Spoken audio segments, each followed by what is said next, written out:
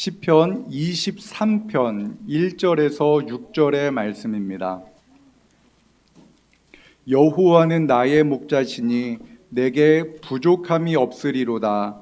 그가 나를 푸른 풀밭에 누이시며 쉴 만한 물가로 인도하시는도다. 내 영혼을 소생시키시고 자기 이름을 위하여 의의 길로 인도하시는도다. 내가 사망의 음침한 골짜기로 다닐지라도 해를 두려워하지 않을 것은 주께서 나와 함께 하심이라. 주의 지팡이와 막대기가 나를 안위하시나이다.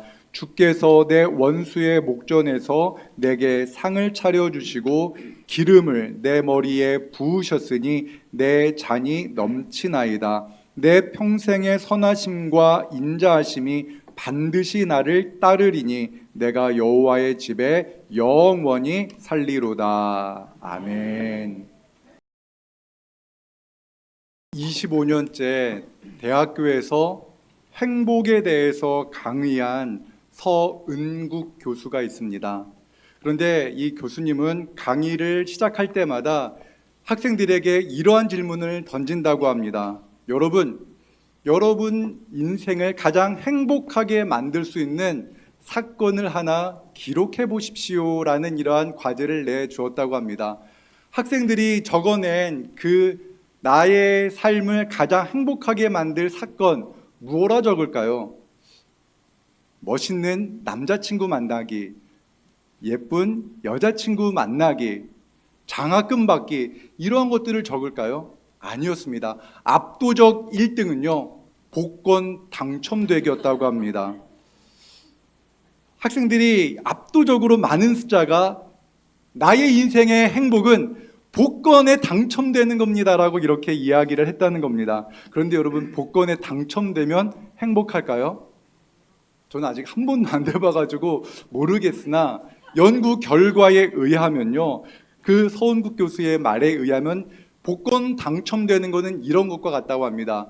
평상시에 콩나물국을 아주 맛있게 먹던 사람이 얼큰한 고깃국을 먹은 후에는 아이고 이제 콩나물국 밍밍해서 못 먹겠어 라고 말하는 것과 비슷하다고 합니다. 그래서 복권에 당첨된 사람은요, 과거의 일상 속에서 느꼈던 행복, 그러니까 텔레비전을 보면서 아 행복해 라고 생각했던 것, 친구들과 만나서 밥을 먹으면서 아 행복해 라고 했던 것, 쇼핑을 하면서 아 행복해 라고 느꼈던 그 일상의 행복들이 다 사라져 버린다고 합니다. 그리고 그 전에 느꼈던 그 행복이 아니라 다른 행복만을 추구하게 되는 거죠. 또 한 번의 복권 당첨만을 기대하면서 살아간다라는 말을 합니다. 사람들은요, 인생의 행복을 소중한 것들을 많이 소유하는 데서 행복이 있다라고 생각하지만 실상은 그렇지 않다라는 겁니다. 여러분, 목마른 적 있죠? 심한 갈증을 느끼면요, 생수 한 병만 있어도 행복합니다. 그래서 그 생수 한 병을 딱 따서 물을 마시면 얼마나 행복합니까? 그런데 그 갈증이 해소된 다음에요, 생수 한 병 가지고 행복해집니까? 아닙니다. 생수를 갖다 줘도 더 이상 행복하지 않습니다. 왜 그럽니까? 목마름이 이미 해결되어졌기 때문에 그렇습니다. 마찬가지입니다. 많은 사람들이 추구하는 돈이나 건강, 권력, 인기 같은 것들도요, 그 갈증이 해결되고 나면은 더 이상 행복을 가져두지 못한다라고 합니다. 그 부족함에서 벗어난 그 무언가는 더 이상 우리의 인생을 의미 있게 만들지도 못하고 우리의 인생을 행복으로 이끌지 못한다라는 겁니다. 참 맞는 말입니다. 하나님의 말씀인 성경은요, 우리 인생을, 사람을 약하고 약한 양에 비유합니다. 여러분, 양 보셨나요? 소는 많이 보았지만 양은 많이 못 보셨을 겁니다. 저도 대관령에 있는 양떼 목장에 가서 양을 처음으로 보았는데 생각보다 양이 크고 순합니다. 그래서 그 양에게 풀을 주니까 그냥 곁을 주면서 아주 잘 먹는 양을 보았습니다. 그 양은 먹을 풀이 있고 마실 물이 있으면 참 행복하게 살 것 같습니다. 그런데 그 양이 나는 뜯어먹을 푸른 풀밭과 또한 쉴 만한 물가만 있으면 행복해 라는 생각으로 혼자 푸른 풀밭과 쉴 만한 물가에 머물러 있다면 그 양의 미래는 어떻게 될까요? 양은 큰 위기에 빠질 수밖에 없습니다. 왜 그런가? 이 들판에는요, 무시무시한 짐승들이 많이 있기 때문에 그렇습니다. 여러분 알다시피 양은요, 빠른 다리가 없습니다. 사나운 짐승들이 쫓아오면은 도망칠 만한 빠른 다리가 없습니다. 느립니다. 그리고 날카로운 뿔이나 그런 날카로운 이빨이 있어서 자신을 잡아먹으려고 하는 그 짐승들로부터 자신을 보호할 수가 없습니다.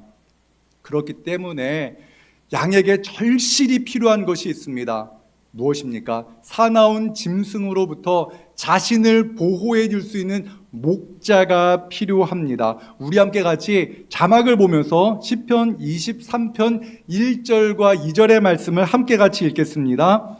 여호와는 나의 목자시니 내게 부족함이 없으리로다. 그가 나를 푸른 풀밭에 누이시며 쉴 만한 물가로 인도하시는도다. 아멘. 여기서 순서가 참 중요합니다.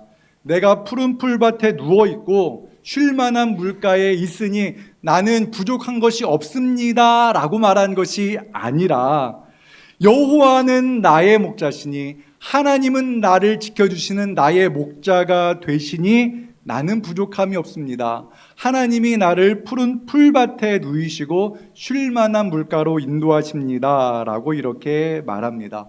여러분, 하나님이 우리의 목자가 되시면 정말 부족한 것이 없을까요? 의아해 하는 분이 있을지 모릅니다. 나는 여전히 돈이 필요하고 나는 지금 건강하지 못한데 내게 부족한 것이 없다니 그건 말이 안 돼라는 생각을 할지 모릅니다. 그렇다면은 내가 갖고 싶은 것, 내게 부족한 것을 가지고 있는 그 사람은 부족한 것이 없다라고 말할까요? 내가 갖지 못한 돈이 아주 많은 사람은 나는 부족한 게 없어라고 말할까요? 내가 누리지 못하는 권력을 누리는 사람은 내게 부족한 것이 없다라고 말할까요? 절대로 그렇지 않습니다. 돈을 인생의 목적으로 삼은 사람은요, 날마다 나는 가난하다라고 생각한다고 합니다. 100억을 소유한 부자가요, 1000억 부자가 되기 위해서 부정행위를 저지르는 것이 바로 사람입니다. 내가 볼 때는 너무나 멋진 외모를 소유하고 아름다운 여성분인데 더 예뻐지려고 다이어트를 하고 성형수술을 하는 것을 저는 많이 목격했습니다. 늘 나는 부족해, 나는 못생겼어 라고 생각하는 것이 인생입니다. 왜? 외모를 인생의 목적으로 두기 때문에 그렇습니다. 권력을 인생의 목적으로 두는 사람도 마찬가지입니다. 높아지고 높아져도 날마다 부족함을 느끼며 살아갑니다. 오늘 이 시를 쓴 다윗은요, 감히 이렇게 말합니다. 나는 부족한 것이 없습니다. 세상의 부자도 세상의 권력자도 나는 부족해라고 말하는데 다윗은 하나님이 나의 목자가 되시니 나는 부족한 것이 없습니다라고 이렇게 말할 수 있는 그 이유가 무엇일까요? 다윗은 나는 양과 같은 사람입니다. 나는 연약합니다. 나는 부족합니다. 나는 내 힘으로 혼자 살아갈 수 없는 연약한 존재입니다라는 것을 깨닫고 나를 지켜주시고 나를 보호해 주실 분이 하나님입니다라는 것을 믿음으로 고백했기 때문에 하나님께서 지금 나의 보호자가 되시고 나와 함께 하시니 나는 부족한 것이 없습니다 라고 이렇게 고백할 수가 있었던 것입니다. 이러한 부족함을 경험하고 나의 모든 것들을 채워주실 수 있는 하나님이 나의 목자가 되는 은혜가 이 자리에 모여있는 모든 분들에게 임하기를 기도합니다. 그렇다면 인간의 행복은 어디서 올까요? 사실 많은 경우 사람과 함께 있을 때 행복합니다. 좋은 사람과 함께 있으면 행복합니다. 여러분 지금 행복하십니까? 그렇다면 아마도 좋은 사람과 함께 있기 때문일 확률이 높습니다. 그런데요, 우리는 그 좋은 사람과 있다가도 헤어질 수가 있습니다. 2011년 가을에 미국에 살고 있던 제프라는 39살 형제가 애인과 헤어졌습니다. 너무나 외로웠어요. 여러분 연애하다가 헤어지면 얼마나 힘듭니까? 너무 외롭고 힘듭니다. 저도 얼굴에 살이 쪽 빠졌던 적이 있었습니다. 누구랑 헤어졌냐? 제 아내와 헤어졌을 때, 연애 시절에 많이 힘들었습니다. 그런데요, 제프라는 39살 남자가 뉴욕에 살다가 애인과 헤어진 다음에 너무나 힘들고 외로워가지고 세상에 도움을 요청했습니다. 함께할 가족도 없었고 친구도 없었기 때문에 그는 노란 종이 한 장에다가 자기 전화번호를 적고서 문장 하나를 적고서는 그것을 뉴욕 이곳저곳에 붙여놓았다고 합니다. 그 편지 내용은 이렇습니다. 저는 외롭습니다. 뭐든 대화하고 싶은 사람은 저에게 전화하세요. 외로운 사람 제프. 이렇게 짧은 쪽지를 적어서 이렇게 붙여놨는데 그 제프는 이렇게 생각했습니다. 한 사람이라도 나에게 전화를 해줘서 이 외로움이 없어졌으면 좋겠다라는 마음을 가지고 있었는데 몇 명이 그에게 전화를 했는가? 7만 명이 그에게 전화를 했다고 합니다. 7만 명이 그에게 전화를 해서 이렇게 말했답니다. 나도 외롭고 힘든데 아이고 나와 같은 마음이군요 라고 전화를 하고 힘내세요. 그 외로움 이겨낼 수 있습니다라는 응원의 메시지도 받았다라고 합니다. 여러분, 우리는 모두가 외롭습니다. 그냥 단순히 나이가 들어서 외로운 것이 아닙니다. 남편 잘못 만나서 아내 잘못 만나서 외로운 것이 아닙니다. 결혼하면 외로움이 사라질 거라 생각하지만 우리는 외롭습니다. 좋은 친구를 만나도 헤어지고 나면 다시 외로운 것이 우리의 모습입니다. 그렇기 때문에 여러분 지금 외롭습니까? 그렇다면 정상입니다. 그런데 이 외로움이 어떻게 끝날 수 있는가가 우리가 함께 생각해 보아야 할 과제입니다. 정말 좋은 사람 만나면 이 외로움이 해결되어질까요? 그런데 그렇지 않습니다.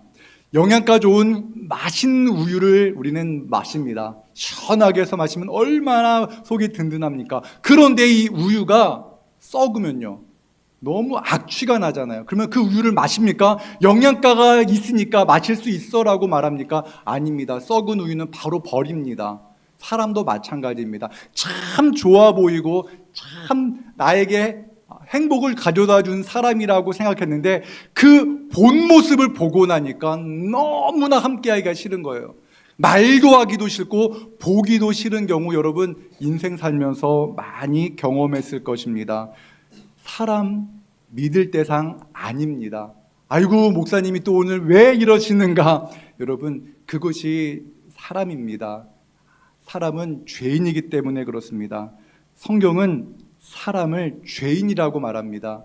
사랑할 대상이지 믿을 대상은 아니다라고 성경은 말씀합니다. 인간이 느끼는 외로움은 어디서 해결되어져야 되는가? 그것은 바로 우리를 창조하신 하나님을 만날 때 우리의 인생의 그 외로움의 문제가 해결되어질 수 있습니다.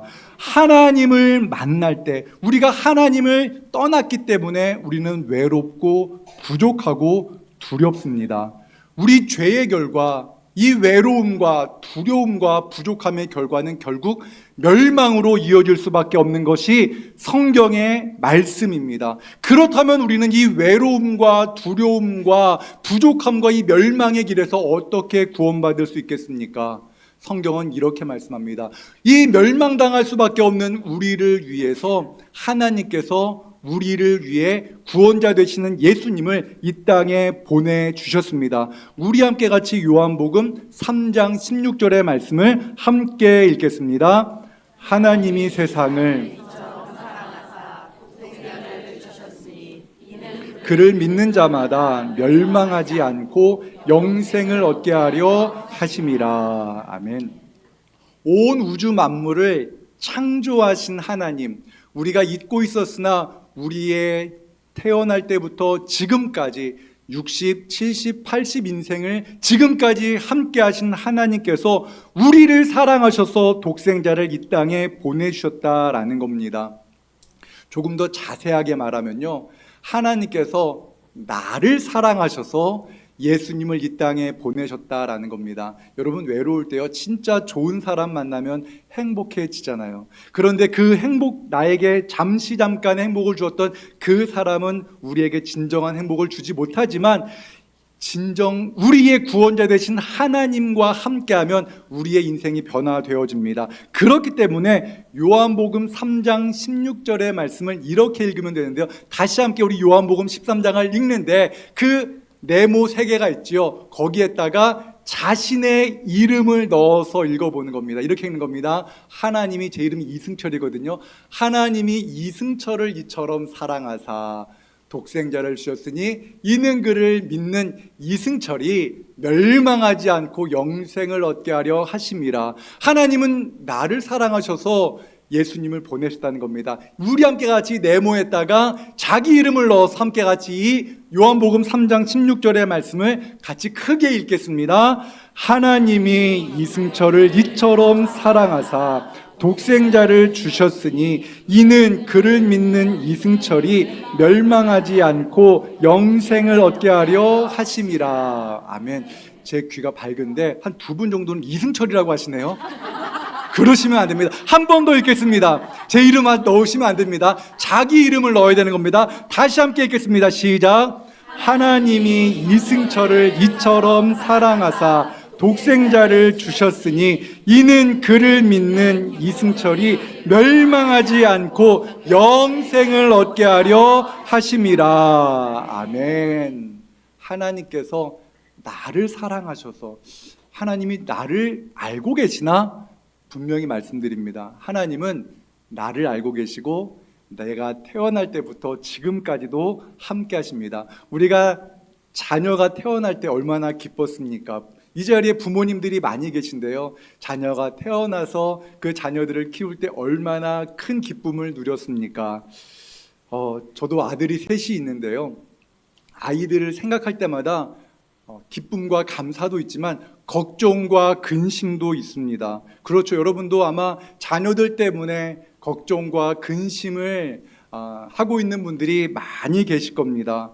자녀를 포기할 수 있는 부모 한 사람도 없습니다. 자녀가 아프면 차라리 내가 아프면 좋겠다라는 마음으로 살아갑니다. 자녀가 하는 일이 잘 안 되면 그냥 내가 대신 그 자녀의 인생을 살아주고 싶은 것이 부모의 마음입니다. 그런데 성경에는요, 우리와 같이 자녀로 인해서 사랑하는 아들이 병들어서 고통과 절망 가운데서 어떻게 해야 되지 고민하다가 예수님을 만나기로 결심한 아버지의 이야기가 나옵니다. 그 아들은요, 흉악한 병에 걸렸습니다. 악한 귀신에 사로잡혀 있었습니다. 그래서 언제 죽을지 모르는 그러한 상황에 놓여 있을 때 그 아버지가 아들을 데리고 예수님께 나왔습니다. 그리고 예수님께 말씀합니다. 예수님, 뭐라도 할 수 있으면 내 아들 좀 제발 살려주십시오라고 이렇게 예수님께 부탁했을 때 예수님이 그 아버지의 믿음 없음을 책망하십니다. 무엇을 할 수 있거든이 무슨 말이냐? 믿는 자에게는 능치 못할 일이 없느니라 말씀하셨습니다. 예수님을 믿을 때 그 예수님께서, 전능하신 우리 주님께서 모든 일들을 행하실 수 있습니다. 예수님은 그 병든 아들을 고치셔서 그 아버지에게 돌려주었습니다. 자녀를 위해 할 수 있는 가장 좋은 일이 무엇일까요? 저는 믿습니다. 제가 예수님을 믿고 내가 믿는 예수님, 전능하신 우리 예수님을 내 자녀가 믿을 때 우리 가정이 놀랍게 은혜 안에 거할 줄로 믿습니다. 예수님은 멸망할 수밖에 없는 우리를 위해서 세상에 오셨습니다. 우리는 멸망할 수밖에 없는 죄인입니다. 죄 없으신 예수님께서요, 여러분 이 십자가 있지요, 십자가에 달려서 죽으셨습니다. 이 나무로 만든 이 십자가는요, 고대 시대 예수님께서 계시던 이 땅에 오셨을 때에 사람을 죽이는 사형 틀이었습니다. 사형 도구였습니다. 저 십자가에 못 박아서 사람을 죽이는 로마 시대의 끔찍한 사형 도구였습니다. 죄가 없으신 예수님께서 우리 인생의 모든 죄를 담당하시고 십자가에서 죽으시면서 내가 너의 죄를 대신하니 너의 죄가 이제 나의 죄가 되고 너는 죄가 없는 용서받은 사람이 되는 것이다 라고 말씀하셨습니다. 마치 판사가 사랑하는 아들이 죄를 지었을 때 이 아들은 내가 무죄로 선언하고 그 죄를 내가 대신 짊어지고 내가 대신 죽노라 말하고 아들에게 무죄를 선고하는 판사와 같이 예수님께서 우리를 위해서 십자가에 달려 죽으셨습니다. 그런데요, 예수님께서 십자가에 달려 죽는 것으로 끝난 것이 아닙니다. 우리가 누군가를 위해서 죽을 수 있죠. 죽음으로 끝났다는 것이면 아무것도 의미가 없습니다. 그런데 예수님께서 십자가에 달려 죽으심으로 끝난 것이 아니라 교회의 시작은요, 죽으신 예수님께서 3일 만에 다시 살아나셨기 때문에 교회가 시작되어진 겁니다. 크리스마스, 예수님이 이 땅에 오신 것이 교회의 시작이 아니라 예수님이 부활하신, 다시 살아나신 부활절이 교회의 시작이라는 것입니다. 예수님이 다시 살아나신 것을 보았던 목격한 제자들이 교회를 시작한 겁니다. 예수님을 믿을 때 구원받습니다. 예수님을 믿으면 죽음이 끝이 아닙니다라고 전파하면서 교회가 시작되어진 겁니다. 예수님께서는 제자들에게 말씀하셨습니다. 요한복음 16장 33절의 말씀 함께 같이 읽겠습니다. 이것을 너희에게 이르는 것은 너희로 내 안에서 평안을 누리게 하려 함이라. 세상에서는 너희가 환난을 당하나 내가 세상을 이기었노라. 아멘. 너희가 세상에서 환난 당한다라고 말했습니다. 여러분, 예수 믿어도요, 병 걸릴 수 있습니다. 예수 믿어도 이 세상 떠납니다. 예수님 믿어도 교통사고 당할 수 있습니다. 그러나 우리가 담대할 수 있는 것이 무슨 이유입니까? 이것으로 끝나지 않는다. 우리 예수님 죽으셨으나 다시 살아나셨다는 그 믿음이 우리 안에 있기 때문에 그렇습니다. 담대하라, 내가 세상을 이기었다 말씀하십니다. 죽음을 이기신 예수 그리스도께서 나의 목자가 되어 주시기 때문에 우리는 평안을 누리며 살 수가 있습니다. 세상에 좋은 사람 만나서 함께 살다가 사랑하는 사람을 먼저 떠나 보낼 수 있습니다. 얼마나 외롭고 힘듭니까? 그런데요, 우리 예수님은요, 우리와 영원히 함께 하실 것이다 말씀하셨습니다. 내가 너를 절대로 떠나지 않으리라 말씀하시고, 지금도 우리와 함께 하시는 분이 바로 우리 선한 목자 되신 예수님이십니다. 사랑하는 여러분, 내가 비록 가진 것이 없어도, 배운 것이 없어도, 나이가 많아도, 또한 우리가 건강하지 않다 할지라도 우리 예수님은 우리를 있는 모습 그대로 사랑하십니다. 그 믿음이 있었던 다윗은 이렇게 고백합니다. 시편 23편 6절의 말씀을 함께 같이 읽겠습니다. 선하심과 인자하심이 반드시 나를 따르리니 내가 여호와의 집에 영원히 살리로다. 아멘. 우리의 영원한 본향, 그곳이 어디입니까? 우리 주님 계신 천국입니다. 그런데 그 천국은 꼭 죽어야 경험하는 것이 아니라 예수님을 믿는 그 순간부터 우리는 주님과 함께 거합니다. 그래서 우리는 평안을 누리며 우리는 하루하루 주님과 동행하는 것입니다. 우리 성령님께서, 우리 하나님께서 지금도 우리와 함께 하십니다. 이 자리에 계신 모든 분들이 그 하나님과 동행하심으로 말미암아 과거에는, 이전에는 늘 부족함으로, 늘 외로움으로, 늘 두려움으로 살았다면 우리 예수님을 나의 선한 목자로 고백함으로 말미암아 이제는 주님과 함께 늘 평안함을 누리는 모든 주님의 귀한 백성들 되시기를 주님 이름으로 축원합니다. 하나님, 우리를 너무나 사랑하셔서 날마다 외롭고 두렵고 이것저것 부족하다 불평하는 우리를 위해서 독생자 예수님을 이 땅에 보내주셔서 멸망당할 수밖에 없는 우리의 모든 죄 대신 짊어지시고 십자가에 달려 우리의 죄 때문에 죽으신 그 은혜, 그 사랑 감사드립니다. 이제 우리가 하나님의 그 큰 사랑 받았으니 이제 우리가 사랑하며 살게 해주십시오. 여전히 우리 가정 안에는 여러 가지 문제가 있습니다. 자녀들의 문제가 있고, 건강의 문제가 있고, 사랑하는 사람의 여러 가지 문제가 있습니다. 하나님, 우리의 힘으로는 그 문제들을 해결할 수가 없습니다. 하나님 지켜주시고 도와주시고 예수 그리스도께서 나의 목자가 되시니 내게 부족함이 없습니다 고백하는 우리 모두가 되게 하여 주시옵소서.